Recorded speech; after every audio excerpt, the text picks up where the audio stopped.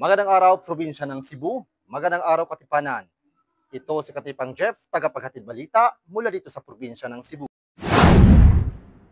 Tatlong araw na Youth Leadership Summit Moalboal 2024, matagumpay na naisagawa mula Nobyembre 29 hanggang December 1. Ang programang ito ay inisyatiba ng pamalaan ng Moalboal sa pangunguna ng Office of the Local Youth Development sa pamamahala ni Ms. Lavinia Joben. Katuwang ang Youth for Peace Vista Province of Cebu Chapter ang Sangguniang Kabataang Federation. Lumahok sa nasabing summit ang 80 kabataan na binubuo ng mga official ng Sangguniang Kabataan at mga mag-aaral mula sa high school at kolehiyo. Sa pangunguna ng 14th Civil Military Operation Katipanan Battalion, ang 3rd Civil Relation Group ng CRS Armed Forces of the Philippines, isinagawa ang makabuluhang talakayan, mga gawaing pangkat, palaro at pagsasanay upang palakasin ang kakayahan ng kabataan sa pamumuno.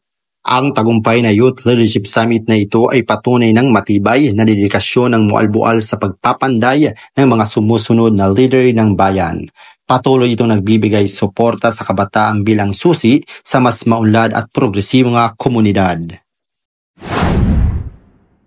Muli, mula dito sa Moalboal Youth Leadership Summit 2024, ito si Katipang Jeff, katotohanan para sa kapayapaan.